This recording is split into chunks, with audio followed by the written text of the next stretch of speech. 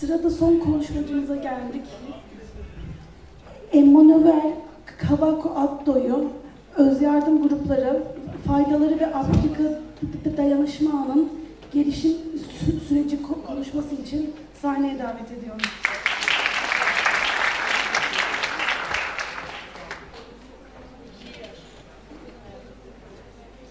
Good evening, everyone.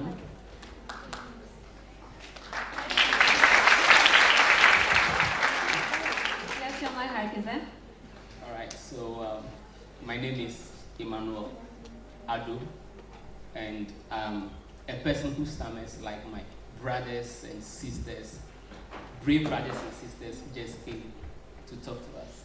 Benim adım Emmanuel ve ben bir kekemeliyim. Daha demin arkadaşlarım gibi. All right, so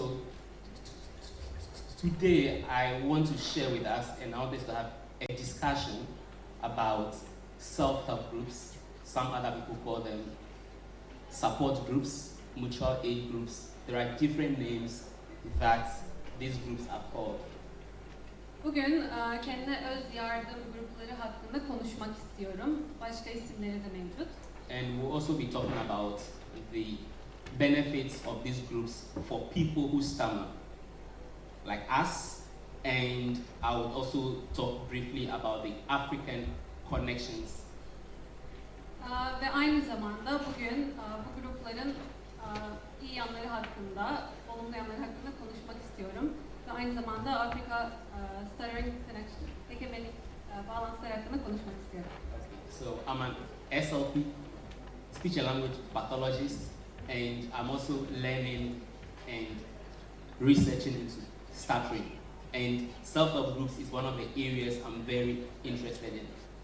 Ben de bir dil ve konuşma terapistiyim ve kekemelik hakkında araştırmalar yapıyorum. Aynı zamanda kendine öz yardım grupları hakkında bilgi paylaşıyorum. And also happen to be the African Development Chair of the World Stuttering Network, so we are trying very hard to make stuttering support available for people in Africa. Thanks to Tom Scheisstein and his able assistant Tricia Hedinger for giving me this opportunity. Aynı zamanda Afrika bağlantıları arasında bir üyeyim ve Afrika'da kekemelikle ilgili daha genişletmek için çalışmalar yapıyoruz. Teşekkürler Tom ve Tricia bana bu imkan sundukları için. Alright, so as you can see on your screen, this will be the outline, and I don't want to go through them now. Gördüğünüz gibi ekranda bizim başlangıç şablonumuz var. Hemen Türkçe geçeyim. Ana hatlar, kişisel hikaye, kekemeliği olan kişiler için kendi kendine yardım grupları hakkında neler biliyoruz? Faydalar, topluluk sesleri ve araştırmalar, Afrika bağlantıları. So, just like many people, and just like Annie also explained, I started stuttering at a very early age. Ben küçük yaştan beri kekeliyorum. And unfortunately for me, growing up in Ghana, so I'm originally from Ghana, I never had the opportunity to attend speech therapy. Maalesef ki Gana'da büyümenin getirdiği bazı zorluklar var. Ben hiçbir zaman dil ve konuşma terapisi alamadım. And it wasn't because my parents didn't want me well. There was no money for speech therapy. Ailemin terapiye göndermeme isteklerinden dolayı değil, bizim yeterince paramız yoktu bunu yapabilmek için. And I'm talking about in the 1990s. 1900'lerden bahsediyorum.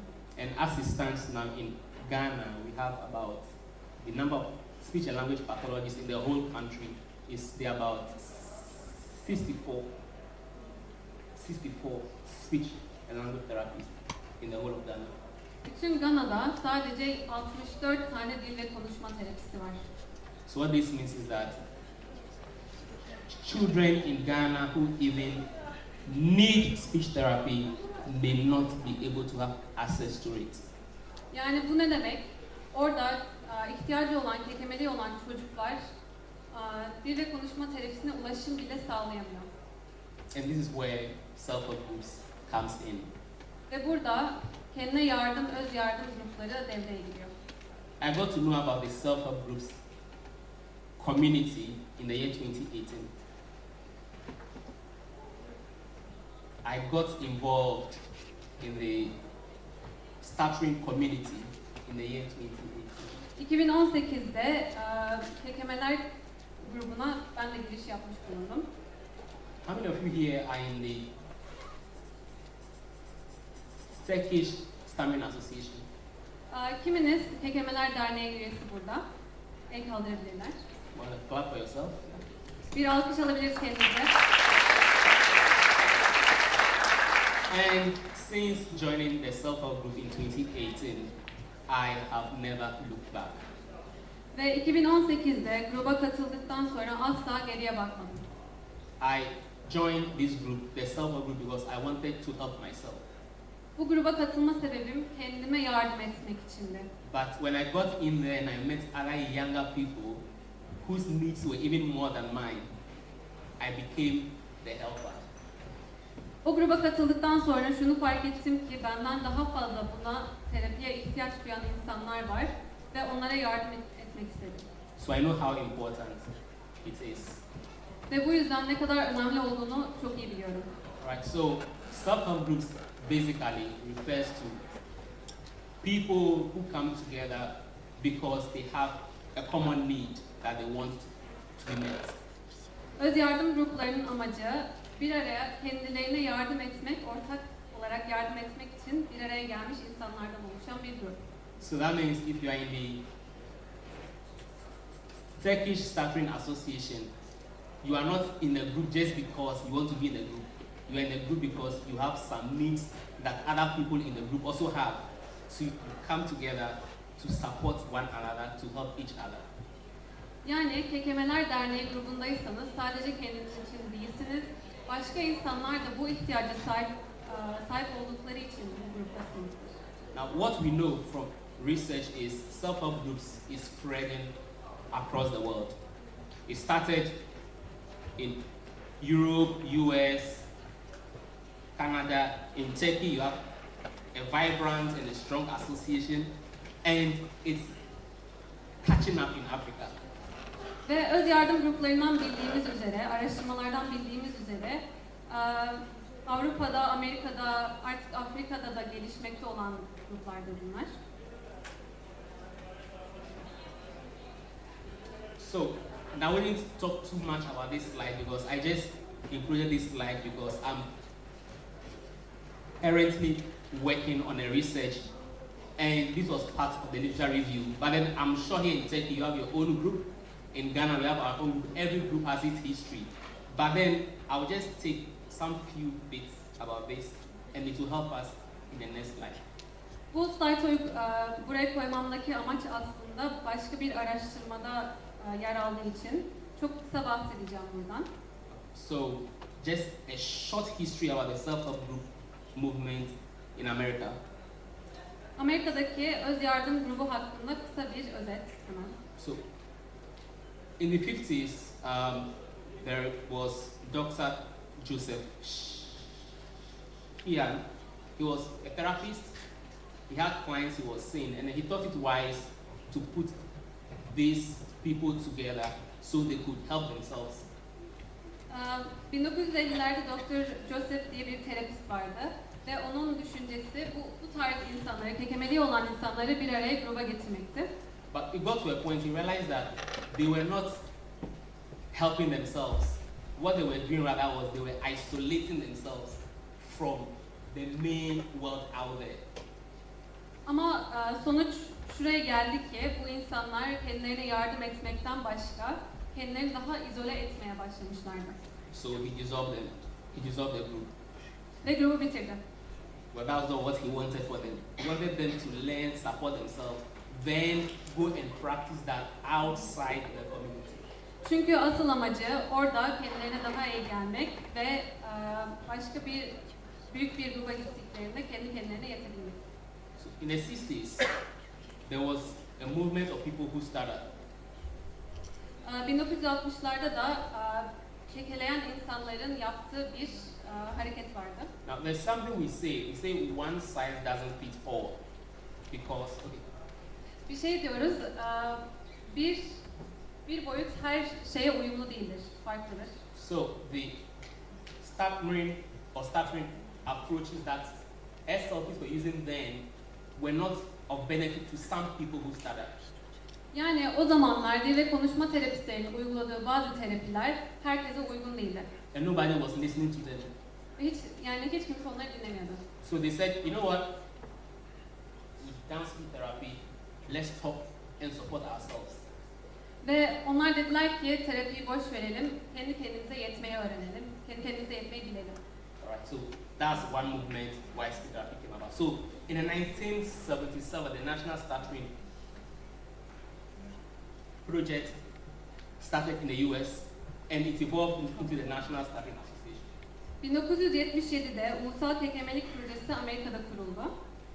And the National Stuttering Association happens to be the largest stuttering support group in the US now. Ve Ulusal Kekemelik Projesi şu an Amerika'da en büyük kekemelik için kurulmuş bir proje. Yeah. And they meet online, in person. Ve onlar online bir şekilde, yüz yüze bir şekilde her zaman buluşuyorlar. But then there are some concerns here in that my brother, Dr. Max, has done some research and he found that only 1% of people who started in the world are in support groups or self-help groups. Ve doktor üye Max bulmuş ki sadece %1'lik kekeleyen insanların sadece %1'i bu öz yardım grupları arasında yer alıyor. Now this is a problem. Bu bir problem. Because as I shared earlier on, I never had speech therapy. Daha önce de bahsettiğim gibi benim hiçbir terapiye katılmışlığım yok. What helped me was meeting other people who started. Bana yardım eden şey başka kekeleyen insanlarla buluşmak. Like what we are doing here right now. Ve şu an burada yaptığımız gibi. There might be someone in there who started, who fears standing in front to talk to people. Burada kekeleyen bir birey olabilir ve o kişi burada konuşmaktan korkabilir. But you've come here, you've met Annie, you've met other people who started standing in front of over 200 people and talking. That gives you courage, that gives you confidence. Burada tanıdığınız üzere en iyi, daha demin konuşma yapan ve başka kekeleyen bireyler burada konuşma yapan. Bu aslında insanlara özgüven ve özgüven veriyor. And for some people, speech therapy will never get them there. Ve bazı insanlar için dil ve konuşma terapisi asla oraya girmez. But a meeting like this will get them there. Ama böyle bir konuşma, böyle bir konferans onları oraya getirebilir. Alright, so on this slide, there are lots of... I think I've spoken about some groups meet in person, like what we are having here, we are meeting in person. There are now online groups also coming up. Bu sayfada gördüğümüz gibi yüz yüze ve online görüşmelerden bahsettik. What is the rest? Like a technical section, I'll just move on. Let's talk about the benefits of self-help groups. Şimdi de öz yardım gruplarının yararları hakkında konuşalım. So what do we get? Researchers have done research over the years. They've studied self-help groups over the years, and they found some benefits of just coming together as people who started and to interact among ourselves. Araştırmacılar seneler süren araştırmaları sonucunda bulmuşlar ki kekeleyen bireylerin bir araya gelmelerinde çok büyük yararlar vardır. What they found is that self-help groups makes people become strong inside. Buldukları bir şey de öz yardım gruplarının kekeleyen birinin içinde daha güçlü olmasını güçlü hissettirdiğidir. By just watching the line of people who were mentioning their names and talk, even though I didn't understand what they were saying, I could see the courage, the boldness coming from them. That alone gives me inner strength as I'm here. That encourages me. Ve bu sadece aslında buradaki kekeleyen bireylerin sahneye çıkışını izleyerek de oluşabilir. Bana aslında çok büyük bir özgüven verdi onları orada görmek, ne kadar dediklerini anlamasam da. It will be shown to increase emotional well-being. Aslında duygusal iyilik halini de arttırabilir, yararlı olabilir. There are some people, when they start up, they feel bad about it, very bad about it. Bazı insanlar var ki kekelerken kendilerini çok kötü hissederler. But when you come for a meeting like this, you see other people stuttering and they are smiling. What does that do to you? Ve böyle bir konferansa geliyorsunuz ve görüyorsunuz ki kekelerken o kadar mutlular ve gülümsüyorlar ki o size ne yapabilir? You realize that you don't have a problem. Ve görüyorsunuz ki bir probleminiz yok aslında. You can also stand in front and do the same thing. Ve siz de burada dikilip siz de aynı şekilde konuşma yapabilirsiniz. So it gives you that emotional well-being. You are like, you are okay. Ve burada aslında size o duygusal iyilik haline katabilir. Self-help groups help people to accept that this is here. I started. Remember when Annie was speaking, stuttering acceptance is the first step, not the last step. Ve öz yardım grupları aslında kişiye kendisinin kekeme olduğunu hatırlatabilir ve kabullendirebilir. Ve ilk aşama neydi? Kabullenme aşamasıydı. Bu çok önemli. For some people, they've been to speech and language therapy for years, but they've still not accepted themselves because they've not met anyone like themselves. Bazı insanlar vardır ki seneler boyunca terapiye gitmiştir ama hala kabullenememiştir kekelediğini. Bu da başkalarını kekeleyen başka bireylerle karşılaşmadıkları için olabilir. But then self-help groups let them know that yes, I started. What next?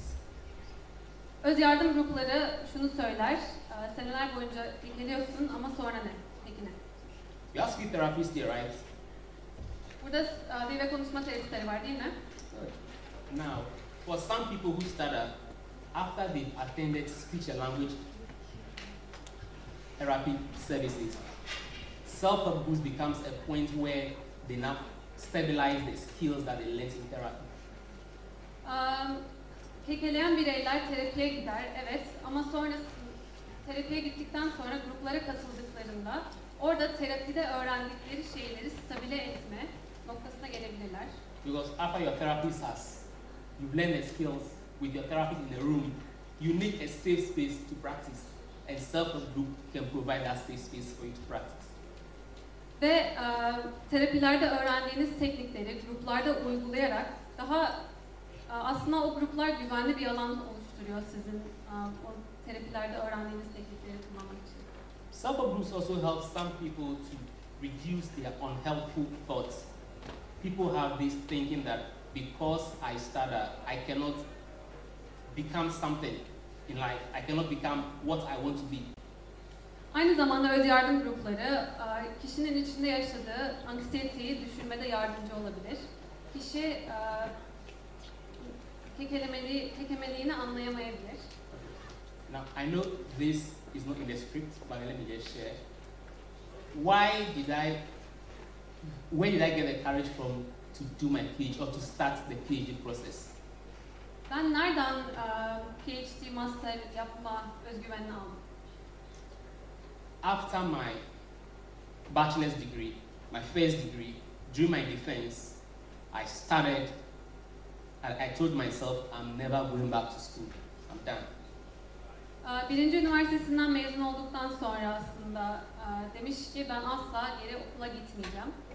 I joined the self-help group community, then I went to do my master's. Önce öz yardım grubuna katıldım, sonra master yapmaya gittim. Then I met, in a self-help group meeting, there was a gentleman who was doing his PhD, and he was in our meeting, and he started. Ve öz yardım grubunda aslında orada PhD master yapan bir kekeleme biriyle tanıştım. That changed the way that changed my thought process. Ve bu aslında benim düşünce yapımı değiştirdi. If he can do it, Eğer o yapabiliyorsa I can also do it. ben de yapabilirim. And here I am. Ve şimdi de buradayım. I'm in my third year doing my PhD in the US. Ben 3. senemdeyim ve Amerika'da PhD yapıyorum. And I started. ve kekeliyorum. So you can also do that. Ve onu da yapabilirsiniz.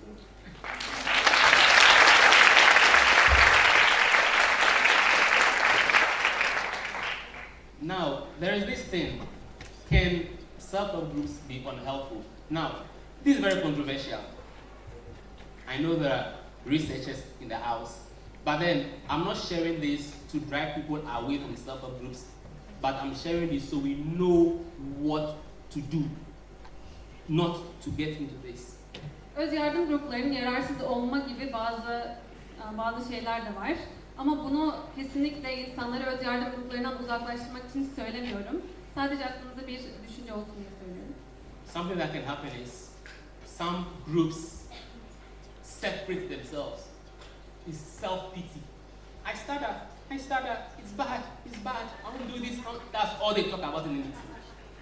Bazı insanlar için bu gruplara katıldıklarında kendilerini izole edebilirler. Ay ben kekeliyorum. Başka hiçbir şeyden bahsetmezler. That doesn't help anyone. O hiç kimseye yararlı değildir. Some self-help groups insult speech therapists. In fact, they just, I've gone for this speech therapy, it didn't work. I come to the meeting and I say, this therapist doesn't know anything, this approach doesn't do anything. And if you are in such a meeting, you will not want to attend speech therapy again. Bazı insanlar öz yardım gruplarına geldiklerine terapistlerini kötülerler. Bu terapi metodu çok kötü. Bu terapistin uyguladığı metot hiç işe yaramadı. Ve bu tarz şeyler olduğunda diğer kişiler de terapiye gitmekten korkabilir. And we have several self-help groups all over the world.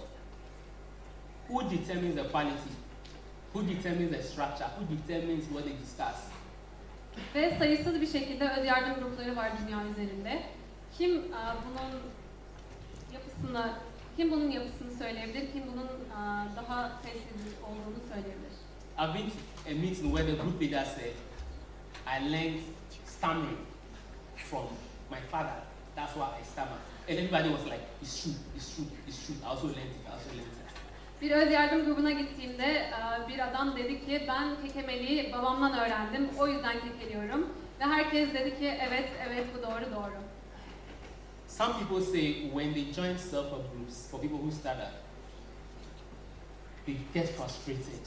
It makes them frustrated. I don't know why, but that's their reports. Bazı insanlar öz yardım gruplarına katıldıklarında şöyle diyorlar, onları daha böyle kızgın yapıyor, daha uyumsuz yapıyor. Tam kelimeyi söylemedim. There are others who join self-help groups because they want to stop stuttering. So when they join the group and they see someone like me stuttering, and they ask, how many years have you been here? I'll be like, well, 5 years. They're like, this is not where I want to be. I want to stop stuttering. Bazı insanlar da öz yardım gruplarına katıldıklarına kekelemenin durduğunu zannediyorlar ve arkadaş sorduklarında ben 5 senedir buradayım cevabını aldıklarında hayır ben burada olmak istemiyorum, ben kekemeliğimi durdurmak istiyorum diye cevap veriyorlar. So for these people, they feel like these groups are not challenging enough for the goals they have for themselves. Ve bu tarz insanlar için bu gruplar aslında yeterince güçlü, yeterince zorluk çıkartmadığı için olmak istemiyorlar zaten bu gruplarda. So the question is, could this be the reason why, or could this be part of the reason why only 1% of the community are with us? Ve sorum şu ki, acaba bu yüzden mi %1'lik kekeleyen insanların %1'i öz yardım gruplarına katılıyor? That's something we have to research to find out. Ve araştırması gereken konulardan başka biri. Alright, so here I'll be talking briefly about the African connections, which we started in 2021 because we saw a need in Africa where people who started were not supported enough. Şimdi de kısa bir şekilde Afrika'nın bağlantıları hakkında konuşacağım ki orada bir grup insanın yeterince desteklenmediğini gördüm. I remember when we started the group, I was not the leader, it was the vice chair of the World Stuttering Network who started it. She's called Tricia, and I was afraid of leading the group. But what happened was she took it for some number of times. I understudied her and I gained that courage to also continue. Bir zamanlar aslında devam etmek istemiyordum öz yardım gruplarında ama Trisha o gruba başrol, bilmiyorum artık host yapan kişi beni encourage yaptı, yani motive etti ki gruplarda devam edeyim. What this means is you don't have to wait to be an expert to support someone else. Yani şu demek ki bir profesyonel olmak zorunda değilsiniz başkasına destek olabilmek için. You just need someone to show you the way that you follow. Sadece size yol gösterecek birisine ihtiyacınız var. So we meet once every month and it's online. Ve her ay birer kere görüşüyoruz online bir şekilde. Now, okay, let me come here. So Africa is a big continent. So how do we recruit our members? We basically contact national support groups. There are some national organizations which are still functioning in Africa. We contact their leaders and they share on their platforms. We go on social media also. And sometimes when people attend these meetings, we ask them to let others who also started but not in our meeting to join us. Afrika büyük bir yer biliyorsunuz ki. Peki katılımcı bulmayı nasıl yapıyoruz? Bunların stratejileri nelerdir?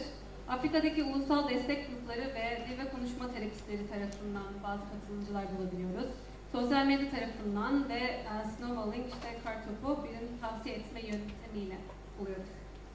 So here I just want to talk briefly about our structure, and this is very important because remember when I was sharing about the unhelpful aspects, we have part one of our meeting where we talk about those things, you know, the general things, how are you, what's happening, people say things, then in part two we share facts.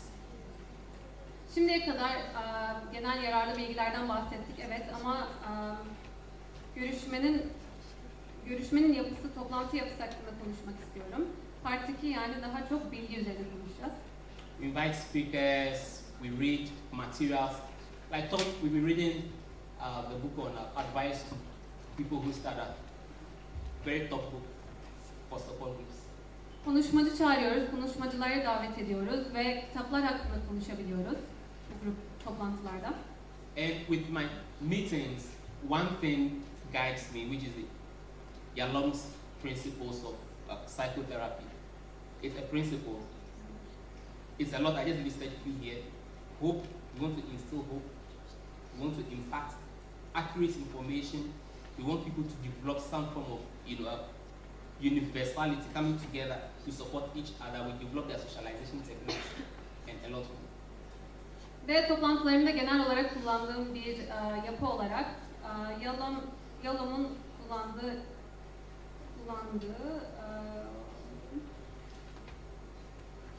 ilkelerinden umut aşılama, bilgi aktarma, evrensellik, sosyalleşme tekniklerinden geliştirilmiş ilkelerden etkilenerek devam ediyor.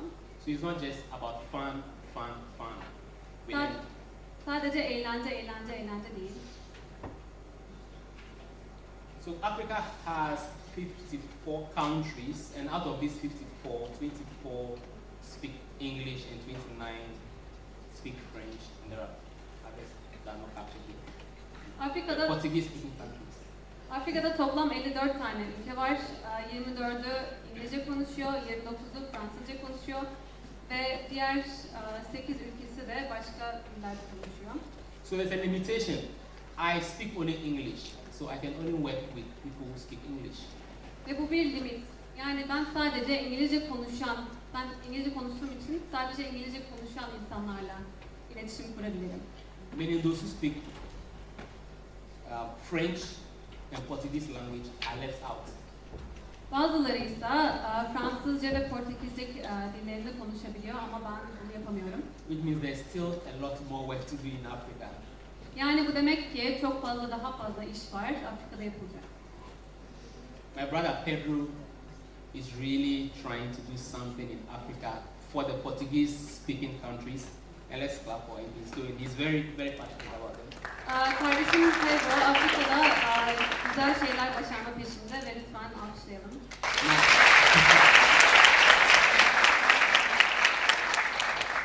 Now, why am I sharing this? I know some of you in here speak multiple languages, so you can use that skill to start something, to also reach out to other communities that English cannot reach.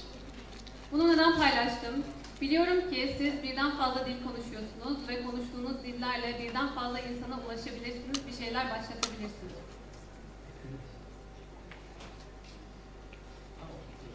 So just run through this very shortly, because I know my time is almost up. Hemen kısa bir şekilde geçeceğim. So last year we had a WISCO conference, so it's World Stuttering Organization had a conference in Texas, and there were groups formed who were support group leaders, and the goal was to find out how can we increase support group participation. Geçenlerde bir toplantı oldu WISCO Texas'ta ve genel olarak liderlerin katıldığı bir toplantıydı. Toplantının asıl amacı bu insanlara daha ne kadar kolay bir şekilde ulaşabiliriz. Dr. Max was one of the experts. Dr. Max was one of the experts, yeah. Ve katılımcılardan biri Dr. Max. And that's the link. If you want to read details about what they discussed to grow your support group, please that's the link. Ve öz yardım gruplarını daha büyütmek için linkli bazı bilgiler var. Bakmak isterseniz link orada. Alright, so the first thing that was said was that we need to move away from making the group too structured and saying it's support, because some people don't like the word support. They feel weak. Support for what?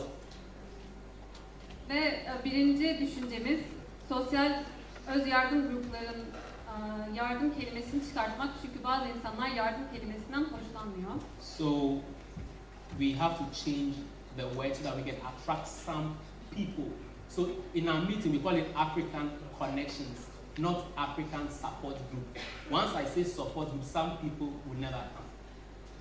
Yani kelime değiştirerek, yardım kelimesini çıkartarak, çünkü insanlar artık ne yardımı, neye yardım edecekler düşüncesiyle oldukları için onu çıkartıp daha insan çekmeye yatkın hale getirmek. And that's something we can also do. Meet at fun places, in restaurants, just keep talking, but just realize that as you are doing this, you have something you're working on. Just it's not just fun though, but there's something behind what you are doing. You're having fun, but as a leader, there's something you are driving at or you are working towards.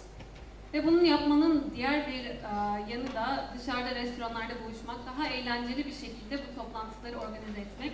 Ve bir lider olarak da bunu görüyoruz ki daha katılımcıların da eğlendiğini görüyoruz. And the big idea number 2, it says show, don't tell. So communicate. Okay, so show, don't tell. Just don't write and invite people. Sometimes during the meeting, take pictures, share it with those who are not able to attend. Your location, make the location very accessible. Give good locations. If it means images of the place, the buildings, Google Map, give them something that will drive them to come. İkinci bir düşünce de onlara gösterin, onlara söylemeyin. Daha ulaşılabilir bir yerlere fotoğraf asabilirsiniz. Toplantılardan resimler, fotoğraflar alabilirsiniz ki insanların katılımını artırabilirsiniz. Share the videos of people talking, like what Goins and his team are doing now. İnsanlar konuşurkenki videoları çekin, onları paylaşın ve bakın görün ki stigma ne yapılmış. Communicate, communicate. Send email. Now, with this point, I know it may not work for every community because some people don't use emails. But the point is, make sure there is a free flow of information between members and the leaders. Üçüncü düşüncemiz de iletişim ve iletişim. Buradaki asıl düşüncenin amacı insanlara bilgi, yani insanların daha kolay bilgi edinebildikleri bir ortam sunmak. When you have a member who doesn't appear at a meeting, just don't leave it like that. Katılımcılardan biri eğer gelmediyse toplantıya o şekilde bırakmayın onu. Show you care about that person outside the Stuttering thing. Ona değer verdiğinizi gösterin. Toplantı dışında ona değer verdiğinizi gösterin. and unfortunately, I ended abruptly. Thank you. Teşekkür ederim.